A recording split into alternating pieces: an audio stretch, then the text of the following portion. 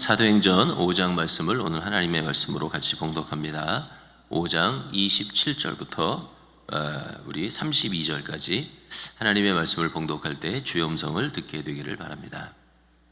그들을 끌어다가 공회 앞에 세우니 대제사장이 물어 이르되 우리가 이 이름으로 사람을 가르치지 말라고 엄금하였으되 너희가 너희 가르침을 예루살렘에 가득하게 하니 이 사람의 피를 우리에게로 돌리고자 함이로다. 베드로와 사도들이 대답하여 이르되 사람보다 하나님께 순종하는 것이 마땅하니라. 너희가 나무에 달아 죽인 예수를 우리 조상이 하나님의 살리시고 이스라엘에게 회개함과 죄의 사함을 주시려고 그를 오른손으로 높이사 임금과 구주를 삼으셨느니라. 우리는 이 일의 증인이요 하나님이 자기에게 순종하는 사람들에게 주신 성령도 그러하니라 하더라. 아멘. 자리에 앉으시기 바랍니다. 옆에 분하고 한번 인사합시다. 말씀에 은혜 받읍시다. 우리 지난주에는 하나님을 두려워하는 그런 설교를 했는데 오늘은 세상을 두려워하지 않는 것에 대해서 한번 설교를 해보고자 합니다. 사람은 참 두려움이 많죠. 질병에 대한 두려움, 고독에 대한 두려움, 돈이 없이 지내야 되는 것에 대한 두려움, 오해를 받을지도 모른다는 두려움, 혼자 남겨질 것에 대한 두려움, 행복을 느끼면서도 그 행복에는 끝이 있다는 생각 때문에 갖는 두려움, 자신이 갖고 있는 책임에 대한 두려움, 내가 가진 것에 비해 사람들에 의하여 내가 과대평가되고 있다고 하는 그런 두려움, 다른 사람을 실망시킬지도 모른다고 하는 두려움, 자신 안에 존재하는 미움과 복수, 질투의 감정에 대한 두려움, 죄를 지을까봐 갖게 되는 두려움, 그리고 죽음에 대한 두려움에 이르기까지 너무나 많은 두려움을 갖습니다. 그래서 때로는 두려움을 두려워하는 지경까지 이르게 된다고 하죠. 불행하게도 두려움은 두려워하던 바로 그 결과를 만들어내는 일들도 많다고 합니다. 예를 들어서 부모를 닮을까봐 너무나 두려워했던 사람이 오히려 더 부모를 닮아가는 경우, 또는 늙는 것에 대한 두려움이 너무 많아서 오히려 나이보다 더 빨리 늙어가는 사람도 있는 것이죠. 그러니까 두려움이 오히려 자기가 두려워하는 결과를 낳게 되는 그런 일들도 있습니다. 피트 윌슨이라고 하는 사람이 쓴 두려움이 속삭일 때라고 하는 책에 읽어보면 성경에 예수님께서 명령하신 직접적인 명령이 125개가 있다고 하는데요. 그 중에서 21개가 두려움을 이기는 것과 관련이 있다고 합니다. 그러니까 예수님이 우리 가운데 직접 하신 말씀 중에서 가장 많은 말씀 중에 하나가 뭐냐면 두려워하지 말라라고 하는 것이죠. 그러니까 예수님은 얼마나 이 두려움이 우리의 삶에 영향을 많이 미치고 있으며 이 두려움의 문제를 심각하게 생각하셨는지를 알 수 있는 것입니다. 여러분과 제가 잘 아는 하나님의 지하운동이라고 하는 책을 쓰신 리차드 범브란트 목사님은 성경에 366번에 두려워하지 말라고 하는 말이 있다고 가르치지요. 그는 루마니아의 공산 독재자인 차우셰스쿠 치하에서 오랫동안 옥살이를 하게 됩니다. 독방에 3년 동안 갇혀 있었던 적도 있다고 하죠. 사형 언도를 받고 나서 하나님께 원망 섞인 기도를 할 때 하나님이 성경에 두려워하지 말라는 말이 몇 번이나 기록되어 있는지 물으셨다고 합니다. 그래서 이제 두려워하지 말라고 하는 말을 성경을 읽으면서 자기가 동그라미를 쳐보니까 366번이더래요. 제가 한국 성경으로 두려워를 찾아보니까 약 400번 정도 나오더라고요. 어쨌거나 이게 좀 세는 데 따라 좀 틀릴 수 있겠죠. 그래서 366번이길래 제가 그 목사님이 하나님 앞에 기도하면서 하나님 이게 366번이네요. 그랬더니 하나님께서 1년 하루하루를 걱정하지 말고 살라고 그렇게 기록하셨다고 마음에 말씀하셨답니다. 그래서 목사님이 아니 하나님 1년은 365일인데 이건 366번인데요. 그랬더니 하나님이 얘기하시기를 4년에 한 번은 윤년이다 그러시더래요. 올해는 윤년이 있죠. 그래서 29일까지 2월 달이 있습니다. 그래서 29일인 해는 항상 366일이 되고 2월이 28일 해는 어떻게 해요? 365일이 되죠. 사랑하는 성도 여러분, 여러분은 예수님의 말씀대로 어떤 두려움이라도 이기며 1년이 365일이든 366일이든 두려움이 아닌 기쁨과 용기와 감사로 살아가시게 되기를 주님의 이름으로 축복합니다. 제가 지난주에 설교를 준비하면서 몇 권 본 책 중에 하나가 있는데 그중 재미있는 책 중에 하나가 걱정이 많아서 걱정인 당신에게, 그런 책이 있었어요. 근데 그 책을 읽어보니까 한창욱 씨라고 하는 한국의 베스트셀러 작가가 쓴 책인데요. 그 책에 따르면 인간의 뇌는 뇌의 가장 안쪽에 뇌간이라고 하는 것이 있답니다. 이거를 영어로는 브레인스템이라고 부르는데, 이 뇌관을 뇌과학자들은 뭐라고 부르냐면 파충류의 뇌라고 부른대요.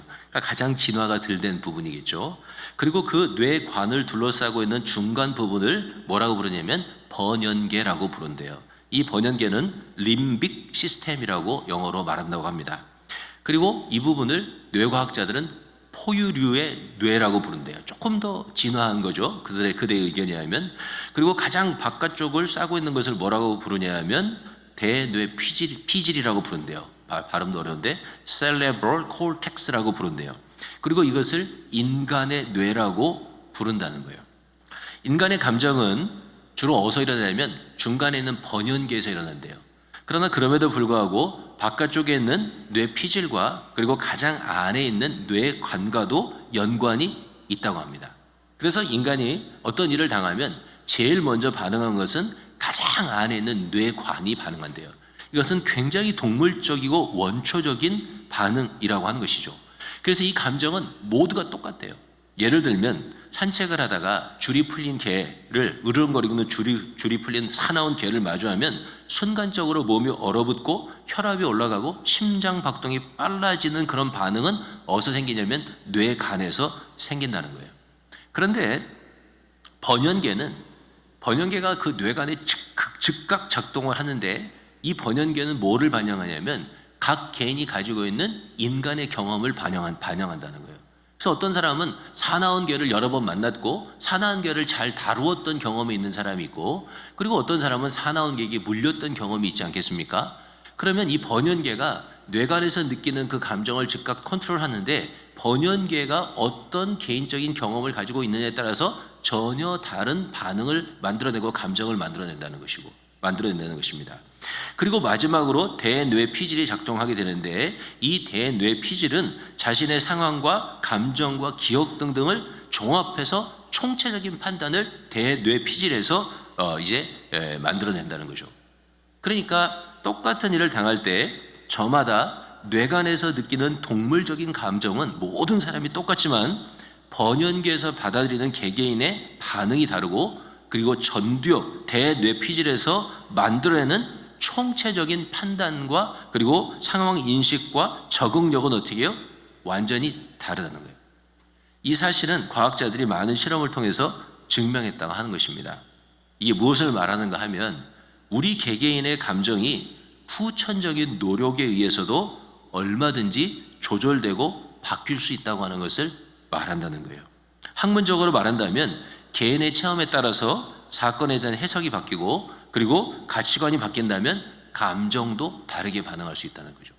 자, 이것을 조금 더 신앙적으로 설명한다면 우리가 하나님의 말씀으로 세상을 바라보고 하나님의 세계관으로 나에게 일어나는 일, 그리고 세상에서 일어나는 일들을 해석하게 될 때 우리의 감정에도 놀라운 변화가 생길 수 있다고 하는 것을 말씀해 주는 것입니다.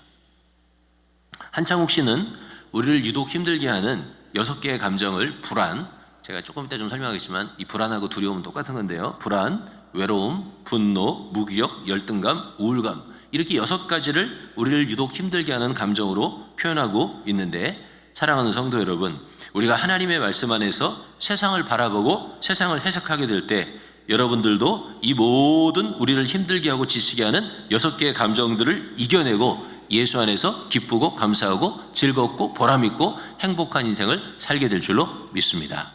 그렇게 되기를 주의 이름으로 축복합니다. 이제 계속해서 세상을 두려워하지 않는 믿음을, 오늘 제가 드린 말씀을 조금 배경을 삼아서 한번 생각을 해보시게 되기를 바랍니다. 먼저 5장 17절을 읽어보도록 하겠습니다. 시작. 대제사장들과 그와 함께 있는 사람 즉 사두개인의 당파가 다 마음에 시기가 가득하여 일어나서, 제가 영어로 만든 걸 안 만들었더니 한국말도 없네요. 대제사장과 그와 함께 있는 사람들 즉 사두개인의 당파가 마음에 다 시기가 가득하여 일어났다고 쓰고 있습니다. 그러면 대제사장과 함께하는 사두개인들은 누굴까요? 그 사람들은 소위 성전을 중심으로 한 기득권층이었습니다. 귀족들의 무리죠. 바리새인들은 한국 조선시대로 말하면 유생들과 비슷합니다. 그런가 하면 사두개인들은 정부의 주요 요직을 차지하고 있었던 귀족들과 비슷한 사람들입니다. 그들은 대대로 물려오는 특권이 있었고 재물을 보통 많이 가지고 있었습니다. 물론 성전에서 일어나는 모든 일들을 그들이 관장했습니다. 또한 그들은 공회라고 불리는 사내드린의 정회원이었어요. 사내드린은 70명이나 71인으로 구성된 일종의 자치정부와 같은 그런 기구였습니다. 로마가 자기가 점령을 해서 피점령제가 생기면 총독을 보내요. 근데 총독이 모든 것을 다 관할하는 게 아니고 그 밑에 그 민족에 따라서 각각 자치하는 기구를 두는 거예요. 그래서 적당한 일들은 자치기구가 맡았어요. 그런데 큰 일은 누가 이제 관여하냐면 로마의 총독이 관여한 거죠. 그래서 이 자치기구였던 사내들이는 예상외로 큰 권력을 갖고 있었습니다. 그래서 뭐 했죠? 사람을 잡아다가 옥에 가둘 수도 있었어요. 또 그 사람을 채찍으로 때릴 수도 있었어요. 세금을 내는 문제를 관장하는 일들도 여기서 결정할 수가 있었습니다. 단지 우리가 신약 성경을 읽어보면 어디까지는 못 갔어요? 사람을 죽이는 권한은 없었어요. 그래서 그 권한은 어디로 가야 되냐면 로마의 총독에게 가야만 그 권한을 받을 수 있었지만 상당한 뭐를 갖고 있냐면 그런 사회, 정치, 종교, 사법의 문제들을 재판하고 실행에 옮길 수 있는 권한을 가진 자들이었습니다. 근데 생각해 보세요. 그런 그들이 마음에 시기가 가득 일어났다는 거예요. 좀 이해가 되지 않죠? 왜냐하면 그들은 모든 것을 가진 사람이잖아요. 지금으로 얘기하면 돈도 있고 백도 있고 모든 걸 가졌잖아요. 사실 시기할 게 뭐가 있겠어요. 근데 그들의 마음에 뭐가 일어나냐면 시기가 일어난 거죠. 그럼 뭘 시기했을까요? 몇 가지가 있습니다. 첫째는 백성들에게서 높아가는 제자들의 인기에 대해서 시기했겠죠. 사람들이 새로운 가르침인 이 예수를 믿는 일들에 몰려들고 있었던 것입니다. 두 번째는 아마 그들은 베드로를 비롯한 예수님의 제자들이 받고 있는 존경심의 시기를 느꼈을 것입니다. 보통 사람들은 지위가 높거나 아니면 재물을 많이 갖고 있으면 사람들이 당연히 나를 존중해야 된다고 느끼게 됩니다. 여러분들도 아마 다 비슷할 거예요. 내가 나이가 있으면 사람들이 날 존중해야지. 그런 마음을 다 갖고 있죠. 그러니까 사두개인들이나 대제사장들은 내가 이만한 권력과 돈과 그리고 또 지위를 갖고 있으면 사람들은 당연히 나를 존중해야 돼, 나를 존경해야 돼, 그렇게 생각하고 있었을 것이죠. 그런데 오히려 자기들 보기에는 전혀 존경받을 것 같지 않은 베드로와 예수님의 제자들이 존경을 받고 있는 거죠. 어느 정도 추앙을 받고 존경을 받았냐면 그 사람들이 지나가면, 제자들이 지나가면 막 쫓아가서 손이라도 한번 잡아보고 싶었던 거죠. 그 정도가 아니고 사도행전을 읽어보면 심지어 어느 정도까지 그분들을 존경했냐면, 베드로와 예수님의 제자를 존경했냐면, 베드로가 지나가면 여기 제 그림자 보이죠? 제 그림자라도, 그 그림자라도 자신들에게 닿기를 원할 만큼. 여러분 어느 정도 존경하면 그렇게 되겠어요? 손 한번 만져보는 거를 넘어서서 야, 저분의 저 그림자라도 나에게 덮이면 좋겠다, 이렇게 생각할 정도로 뭐를 갖고 있었냐면 존경심을 받고 있었던 거죠. 그러니까 그 존경에 대해서 뭐를 느꼈냐면 이 시기심을 느낀 거죠. 세 번째는 아마도 제자들이 가지고 있는 능력이 아닐까 싶습니다. 제자들이 병자를 위해서 기도하면 병이 낫고, 귀신을 위해서, 귀신 들린 자를 위해서 기도하면 귀신이 쫓겨나가는, 자신들에게 없는 그런 능력을 그 제자들이 가지고 있는 것을 보면서 아마 제사장의 무리는 말할 수 없는 시기심을 느꼈을 것입니다. 그 시기심 때문에 대제사장과 그의 무리들은 자신들의 권력을 동원해서 베드로와 예수님의 제자들을 잡아들여 옥에 가둡니다. 재판을 통해서 죽이려고 합니다. 얼마나 미워했으면 죽이려고 하겠어요. 뜻을 이루지 못하자 채찍으로 때리고 위협하여 놓아줍니다. 이 모든 것이 어디서 왔다고요? 시기심에서 왔습니다. 이런 시기심을 느끼는 대제사장과 사두개인들의 모습은 어쩌면 현대 문명에서 살아가는 우리 자신들의 모습일 수 있다고 하는 것을 우리는 알아야 합니다. 좀 끔찍한 이야기죠. 내가 또는 우리가 이 성경에 나오는 대제사장과 사두개인과 비슷한 모습을 갖고 있다? 부정하고 싶은 생각이죠. 그런데 사실 유사한 면이 있습니다. 그게 뭐냐면 더 가지지 못해서 불안해하고, 더 가진 사람을 시기하고, 그 불안감 때문에 자신을 망가뜨리는 곳으로 몰아넣는다는 면에서 현대인들은요, 사실은 이 성경에 나오는 사두개인이나 대제사장과 상당히 비슷한 그런 모습을 갖고 있는 겁니다.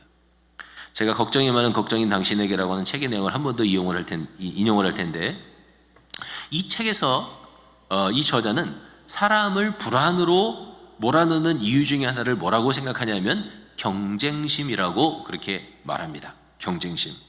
참고로 불안과 두려움은 심리학적으로는 거의 똑같은 말인데요, 별로 구별하지 않고 쓰는데, 불안은 아직 현실하지 않은, 진짜로 있지 않은 어떤 것에 대해서 내가 압박감을 느끼고 불편한 마음을 느끼는 것을 불안이라고 말한다면, 두려움은 당장 내 눈앞에 닥쳐있는 어떤 것들을 향한 내 마음의 압박감과 불편함을 두려움이라고 그렇게 나눴습니다. 근데 우리는 현실에서는 별로 이걸 나눠 쓰지 않죠. 뭐 불안도 두려움이라고 말하고 두려움을 불안이라고도 말하니까 우리는 섞어서도 상관이 없을 것 같습니다. 자, 그런데 다시 경쟁심으로 돌아가서, 사람이 승부욕이 강하면 강할수록 뭐가 커지냐면 불안감이 커진다는 거예요. 그리고 이 경쟁심은 어디서 시작되냐면 욕구에서 시작된다는 거죠. 욕구가 있기 때문에 뭐가 생기냐면 경쟁심이 생기고요, 경쟁심이 강할수록 불안이 커지는 거예요. 하나님은 인간을 처음에 만드실 때 어떤 인간으로 만드셨냐면 욕구를 가진 인간으로 만드셨죠. 욕구가 있으니까 살아나는 거예요. 그래서 여러분이 잘 아는 매슬로우라고 하는 심리학자는 인간의 욕구를 5개로 구분했죠. 제일 기초적인 욕구를 생리의 욕구, 먹고 자고 싸는, 두 번째는 안전의 욕구, 세 번째는 애정과 소속의 욕구, 네 번째는 존경의 욕구, 그리고 마지막에는 자아실현의 욕구라는 거죠. 여러분이 교회에 나와 있는 건 여러분은 이미 마지막 욕구까지 원해서 여기 오신 거죠. 자, 이런 욕구와 욕망을 가지는 것은 너무나 자연스러운 인간의 모습이고, 너나 할 것 없이 이런 욕구와 욕망을 채우려고 하는 감정을 가지고 살아가는 것이죠. 먹고 싶은 욕구가 있어야 먹게 되는 것이고요, 존경받고 싶고, 그리고 또 존경받고 싶기 때문에 열심히 일하고 도덕적으로 살려고 노력하는 거죠. 그런데 문제는 어디에 있냐면, 이 욕구라고 하는 것이 자신의 부족한 것을 채우려는 데서 시작하지만 그것이 충족되었다고 해서 사라지지 않는 데 있다는 거예요. 예를 들어 밥을 먹는데, 밥을 내가 배고픈 것을 허기를 달랠 수 있는 정도까지 다 먹었어요. 그럼 뭐가 채워진 거죠? 피로가 채워진 거예요. 근데 문제는 어디서 생겨요? 이미 피로가 채워졌는데 더 먹기를 원한다는 거예요. 그래서 뭐 하게 되냐면 과식을 하게 되는 거죠. 사람이 내가 충분한 성욕을 해소를 했어요, 부부관계에서. 그런데 더 다른 새로운 성을 원하는 마음을 가져요. 그러면 그게 뭐라고요? 내 피로를 채운 것이 아니고 어떻게 해요? 그보다 더 많은 것들을 탐하고 있는 거죠. 세상적으로 얘기하면 내가 경쟁하는 사람보다 훨씬 더 우위를 점하고 있어요. 훨씬 더 내가 잘하고 더 많이 가졌어요. 그런데 더 큰 승리와 더 큰 우위를 점하기 위해서 어떻게 해요? 심지어 생명을 거는 도전까지 한다는 거예요. 이거를 뭐라고 얘기하냐면 과도한 욕구라고 부르는 거예요. 자, 여기 물컵이 있잖아요. 여러분이 이 물컵에 물을 따른다고 생각해 보세요. 물을 채우는데, 물론 이 컵을 이렇게 가득 채우는 사람도 없겠지만, 물컵에 물을 가득 채우면 거기서 멈추는 것이 어떻게 할까요? 아주 이성적이고 온전한 사람이죠. 이 물컵에 주전자로 물을 채우는데 이것을 넘치도록 채우는 사람은 어떻게 해요? 별로 없을 것입니다. 이 물컵에 물이 차도록 물을 채우는 행위는 굉장히 어떤 행위냐면 자연스러운 행위인 거예요. 근데 물컵에 물이 찼음에도 불구하고 계속 물을 따라서 물컵이 넘친다면 그것을 뭐라고 말할 수 있냐면 허황된 욕망이라고 말할 수 있는 것입니다. 과도한 욕망인 거죠. 왜냐하면 이미 찼는데 더 원하니까. 자, 여기에 굉장히 중요한 포인트가 있어요. 그것은 뭐냐면 이 현대 사회는 인간의 호기심을 계속 자극하고 모든 인포메이션을 동원해서 뭐를 부추기냐면 우리 안에 있는 허황된 욕망을 계속 부추기는 사회라는 거예요. 그게 이 시대의 문화라는 거예요. 그게 이 시대의 사조예요. 내가 가진 것보다 더 좋고 더 새로운 것을 계속 보여주고 내가 갖지 못한 것을 소유한 사람들의 화려한 삶을 계속 보여줍니다. 그리고 이렇게 우리의 마음에 큰 소리로 외치는 거죠. 한 번 사는 인생이니까 이 모든 것을 한번 누려봐야 될 게 아니냐. 그게 뭐라고요? 그게 이 시대라고요. 그래서 이 시대는요, 내가 갖지 못한 것 때문에 계속 경쟁심을 갖게 만드는 거죠. 그걸 계속 갖고 싶게 만드는 거예요. 이미 충분해요. 그런데 충분하다고 느끼지 않는 거죠. 나보다 훨씬 더 좋은 차를 타는 사람, 나보다 훨씬 더 예쁜 사람과 살아가는 사람, 나보다 훨씬 더 멋진 사람과 살아가는 여자, 나보다 훨씬 더 큰 집에 살아가는 사람, 그런 거를 보고 어떻게 해요? 계속 욕망을 부추기는 사회가 어떤 사회냐면 이 시대란 말이에요. 그래서 이 시대의 영향을 받고 사는 사람들은 끊임없이 더 가지려고 합니다. 더 가지려고 하다 보니까 끊임없이 더 경쟁하게 됩니다. 이 시대에 사는 사람처럼 승부욕이 강하고 경쟁심이 큰 사람이 없습니다. 그게 지금 극대화된 사회가 어디예요? 대한민국이잖아요.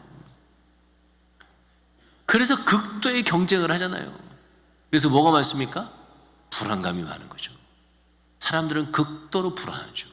두렵죠. 적당히 자신이 없는 사람들은, 못 가진 사람은 계속 애쓰고 노력해도 결국은 내가 원하는 것을 갖지 못할까 봐 불안해합니다. 적당히 가진 사람들은 더 많이 갖지 못할까 봐 불안합니다. 그리고 많이 가진 사람들은 자신이 누리는 특혜가 안개처럼 사라질까 봐 불안합니다. 현대 애들은 이 불안감에 시달리면서도 끊임없이 자신의 욕망을 채우려고 달려갑니다. 그래서 어떤 경우는요, 한 번도 자신의 인생에서 가장 중요한 것들을 누려보지 못한 채 욕망의 노예로, 불안감의 포로로 자신의 인생을 망쳐버리는 경우도 너무나 많이 있는 거죠. 오늘 대제사장과 그와 함께 했던 사두개인들의 모습을 보세요. 뭐가 부족하냐고요. 부족한 게 없잖아요. 이미 권한을 갖고 있잖아요. 이미 신분을 갖고 있잖아요. 이미 특권을 갖고 있잖아요. 이미 돈을 갖고 있잖아요. 그런데 어떻게 해요? 그런데 시기심에 시달린다는 거예요. 예수님의 제자들 때문에 그들은 불안해하고 그 불안을 다른 말로 바꾸면 뭐라고 바꿀 수 있다고요? 두려움이라고 바꿀 수 있다는 거예요. 사실 시기심은 그래서 불안한 감정이고요. 그 불안한 감정은 다른 말로 하면 두려움인 거예요. 그리고 그 두려움의 가장 깊은 바닥에는 뭐가 있다고요? 절제되지 않은 욕망이 있단 말이에요. 사랑하는 성도 여러분, 여기가 이 땅에서 여기에 우리가 이 땅에서 세상을 두려워하지 않고 살아갈 수 있는 첫 번째 비결이 있어요. 그게 뭐냐면 허황된 욕망을 버리는 거예요. 허황된 욕망을 버리면 저절로 마음이 평안해져요. 우리가 찬송가 중에서 이런 찬송이 있죠. 오랫동안 모든 죄 가운데 빠져, 그런 찬양이 있잖아요. 그 3절이 이렇게 되어 있습니다. 죄의 깊은 잠과 뜬 세상의 꿈을 어서 깰지어다 나의 친구여. 은혜 받을 날과 구원 얻을 때가 지금 온 세상에 선포되었네. 뜬 세상의 꿈을 깨야 돼요. 죄의 깊은 잠에서 깨야 되는 거예요. 하나님이 우리에게 얼마나 많은 것을 주셨음에도 불구하고 만족하지 못하고 기뻐하지 못하고 행복하지 못하고 더 갖겠다고 아우성치는 나의 삶을 돌아봐야 된다고요. 그렇게 많이 가졌음에도 불구하고 하나님 앞에 일주일에 한 번, 두 번 나와서 예배드리는 시간을 지키지 못할 만큼 더 일해야 되는 우리 자신의 그 모습은 사실은 욕망에 사로잡힌 모습인 거죠.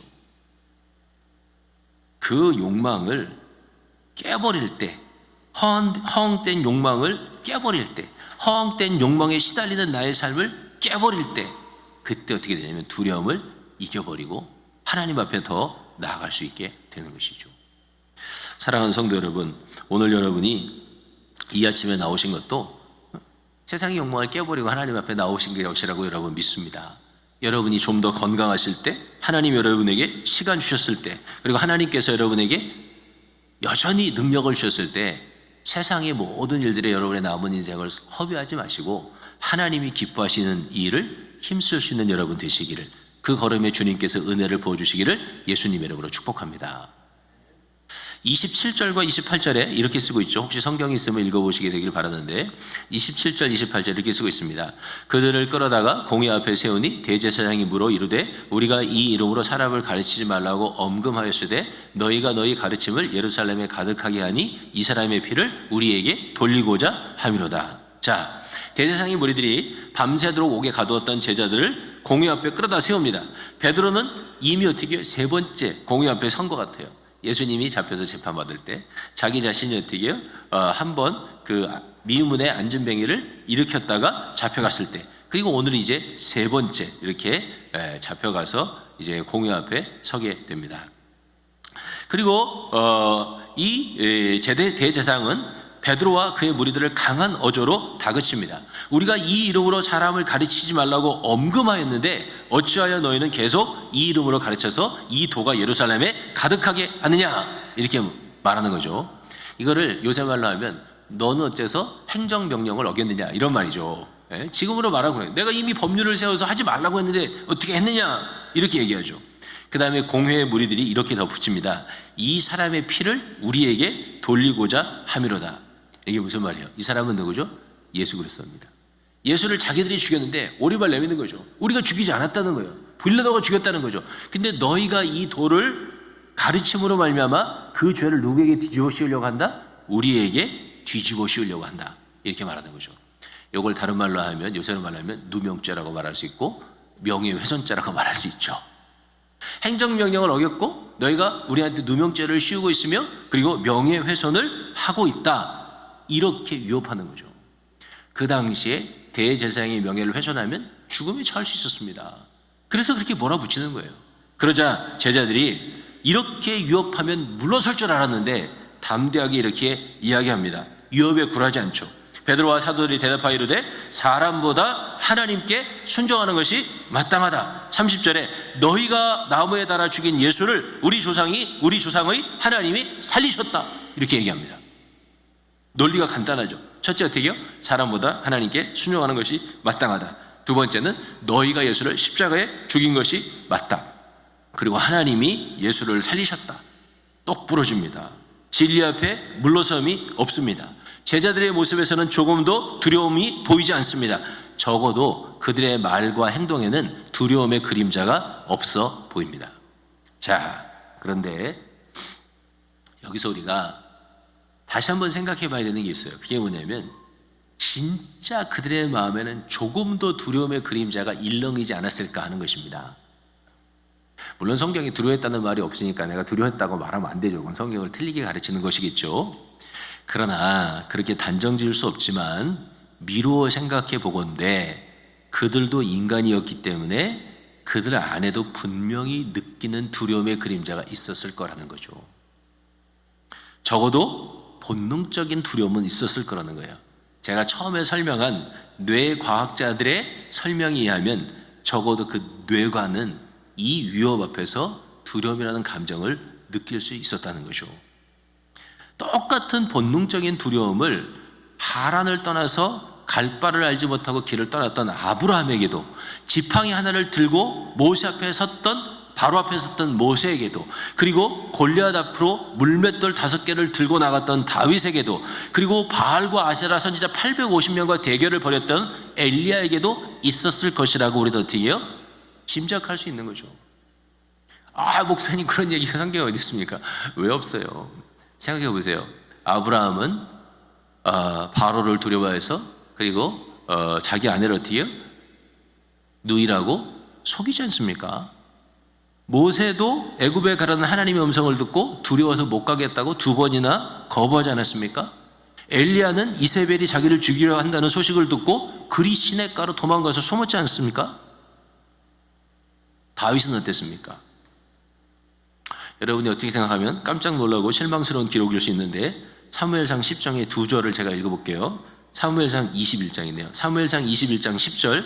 그날에 다윗이 사울을 두려워하여 도망하여 가드왕 아기스에게로 가니.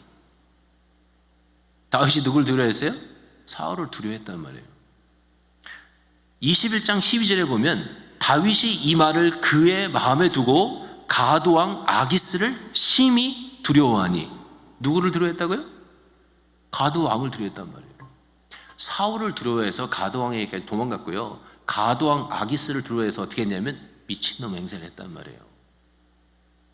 그러니까 성경에 나오는 모든 위대한 인물들도 사실은 어떻게 해요?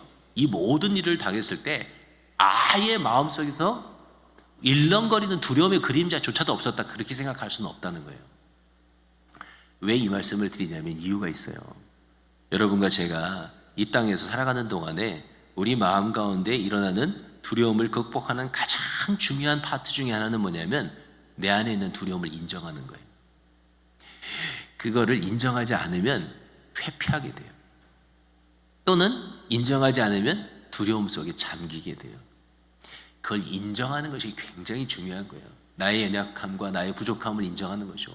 내가 믿음이 있으면서도 두려워할 수밖에 없는 나의 본능적인 감정이 있다고 하는 것을 어떻게 해요? 인정한단 말이에요. 인정을 할 때 비로소 뭐가 생기냐면 극복할 수 있는 힘이 생기는 거죠. 두려움을 회피하거나 두려움에 잠겨버리면 어떻게 되느냐? 제가 다음에 한번 또 따로 설명하겠지만 너무 회피하면 어느 순간에 그게 폭발합니다. 그래서 계속 두려움을 회피하던 사람이 어느 날 두려움에 확 닥치면 그 다음에 어떻게 하면 폭발적인 방법으로 반응을 하게 됩니다. 예를 들면 이런 거죠. 나중에 한번 설명을 하겠지만 어떤 사람은 갈등에 대한 두려움을 갖고 있습니다. 그래서 계속 갈등이 일어나려고 그러면 회피를 합니다. 갈등 안 하는 거죠. 계속 내가 참으면 돼. 내가 참고 말면 그만이지. 이렇게 계속 갈등을 회피하는 사람이 있어요. 그런 사람은 어떻게 될까요? 어느 순간에 한번 터지면 걷잡을 수가 없이 터져버리게 되는 거죠.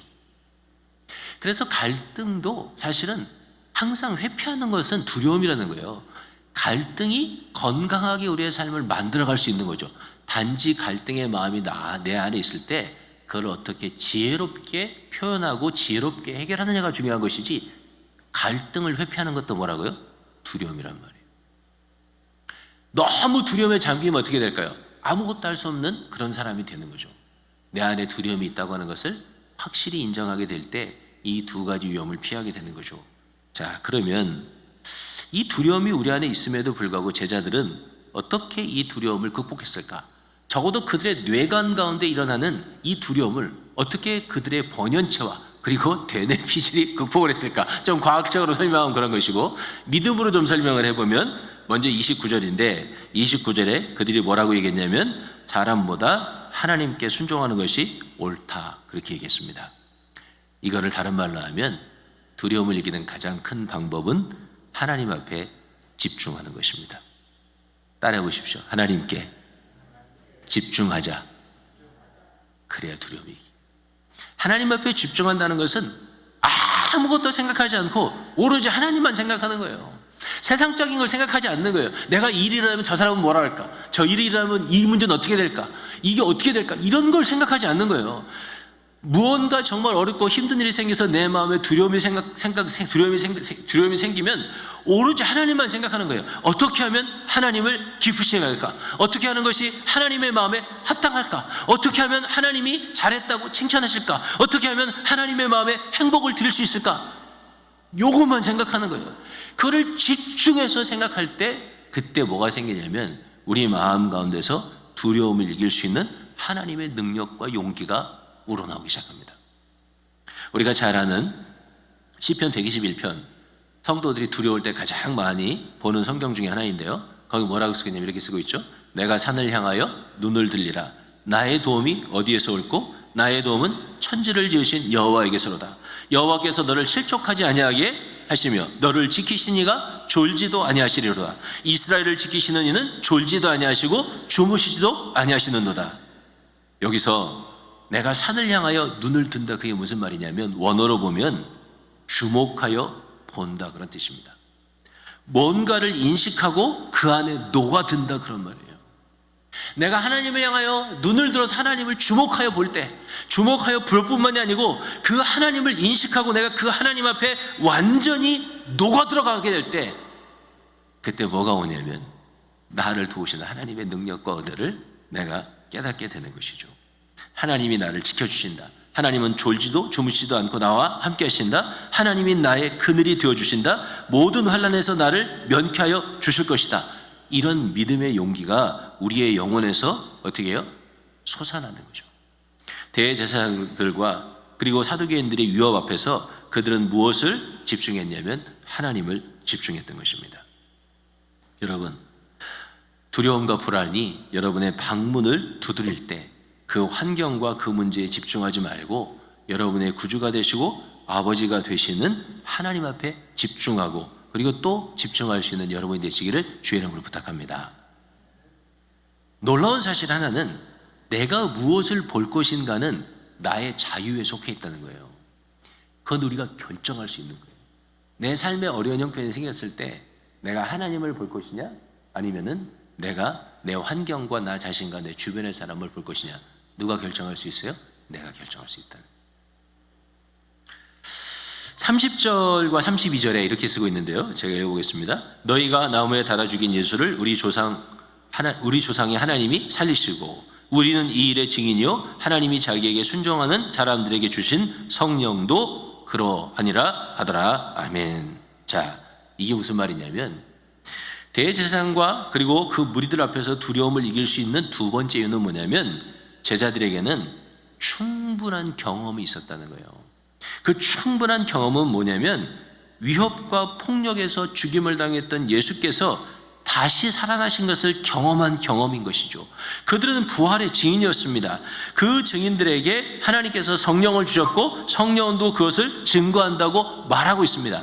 제자들이 신앙의 경험을 한 것은 거기에서 멈춘 게 아니에요. 그들은 살아계셔서 역사하시는 하나님을 계속 경험하고 있었어요. 그래서 뭐가 있었죠? 자신감이 있었어요. 죽여도 살아나는 예수를 보니까 뭐가 있었죠? 자신감이 있었어요. 자신의 인생에 하나님의 성령을 보여주시고 성령께서 하신 일들을 생각해 보세요. 자신감이 있었던 거죠. 사도행전 5장에 나오는 것만 생각해 보세요. 무슨 일이 있었습니까? 아나니아와 삽비라가 거짓말하다가 하나님의 저주를 받아 죽는 사건이 있었습니다. 이후에 사도들의 손을 통해서 민간에 많은 사람들 가운데서 놀라운 표적과 기사가 나타났습니다. 오히려 믿는 사람들이 더 많아졌습니다. 사람들의 칭송과 존경을 받게 되었습니다. 사람들이 그림자라도 덮이기를 원하는 만큼 어떻게 해요? 그렇게 존경을 받게 되었습니다. 헤아릴 수 없는 병자와 귀신 들린 자들이 어떻게 해요? 고침을 받았습니다. 그리고 오늘 제가 설교하지 않았지만 제자들이 회중 앞에 사내들인 앞에 끌려가기 전에 무슨 일이 있었습니까? 감옥에 가둬놨는데 밤중에 주의 천사가 와서 감옥의 문을 열고 그리고 제자들에게 말씀을 하셨죠. 제자들이 어떻게 합니까? 성전에 가서 다시 설교하다가 잡혀온 거예요. 뭐 했죠? 너무나 많은 경험을 한 거죠. 너무나 많은 하나님의 은혜를 체험한 거죠. 여러분이 UFC를 여자분들은 잘 안 보시고 남자분들은 UFC라는 걸 보길 좋아하는데 챔피언들을 한번 생각해 보세요. 그 수백 번을 싸워서 이겼던 챔피언도요, 또다시 케이지에 올라갈 때는 어떻죠? 두렵다고 합니다. 케이지에 처음 올라갈 때는 두려운 거죠. 그렇게 싸움에 이겼어도 다시 전투를 하러 갈 때는 두렵다는 거예요. 그런데 챔피언과 챔피언이 아닌 사람의 차이는 뭘까요? 챔피언은요, 이미 그 케이지에서 수없이 이겨본 경험을 한 사람이죠. 두려운 마음을 갖고 있더라도 딱 케이지 안에 들어가는 순간에 전혀 다른 반응을 하는 거죠. 인의 안정감을 찾고요. 그리고 또 어떻게 해요? 자신이 가지고 있는 모든 실력과 그리고 지혜를 동원해서 어떻게 해요? 두려움을 이기고 상대를 제압해가는 거죠. 그게 챔피언이 다른 점이죠. 제자들도 마찬가지인 거죠. 그들의 심령에도 두려움의 그림자가 잠깐 일렁였겠죠. 왜냐하면 그 공의 앞에서 자기를 죽일 수 있는 사람들 앞에서 어떻게 두려움의 그림자 자체가 아예 없었겠어요. 그런데 그들은 하나님을 주목해서 봤을 뿐만이 아니고 자신들이 경험했던 수없이 많은 하나님의 역사를 떠올렸겠죠. 그리고 그 많은 체험은 그들이 넉넉히 두려움을 이길 수 있도록 그들을 도왔던 것입니다. 혹자는 체험적인 신앙을 굉장히 우습게 생각하는 사람들이 있어요. 그들은 체험이 중요한 것이 아니다, 성경이 중요하다, 그러므로 체험적인 신앙이 아니고 성경을 믿어야 한다, 이렇게 말하는 사람들이 있습니다. 그 말이 틀리느냐? 어떤 면에서 그 말이 맞아요. 왜냐하면 그분들이 주장하는 것처럼 개중에는 자신의 체험만을 강조하고 그 체험에 휩싸인 나머지 성서적인 진실을 너무나도 모르고 자기 말만 하는 사람들이 개중에 있는 것도 사실입니다. 그래서 그런 염려가 꼭 틀렸다고 말할 수는 없어요. 그러나 성경에 나오는 신앙인들을 보세요.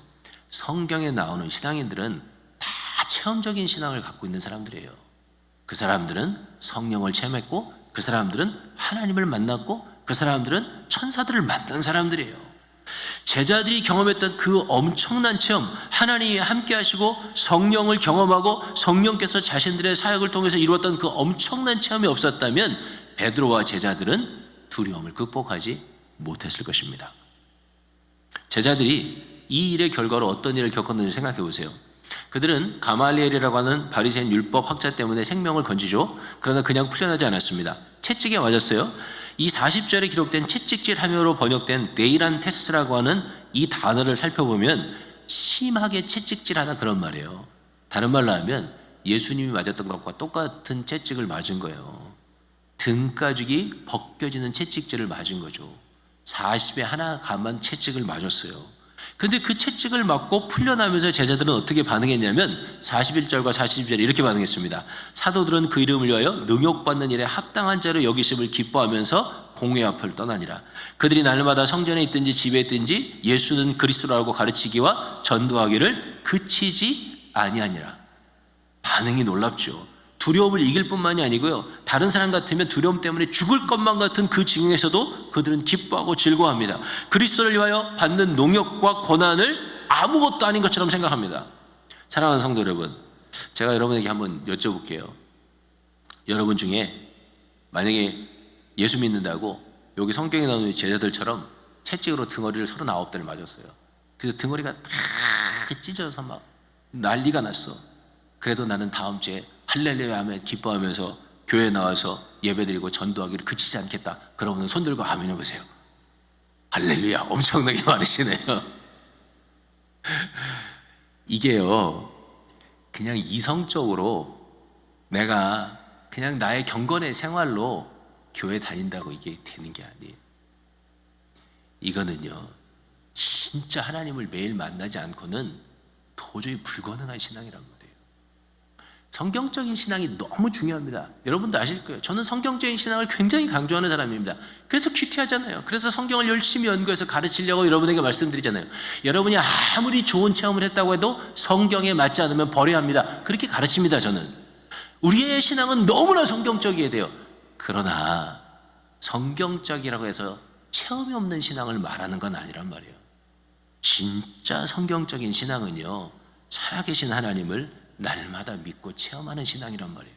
그게 진짜 성경적인 신앙이죠.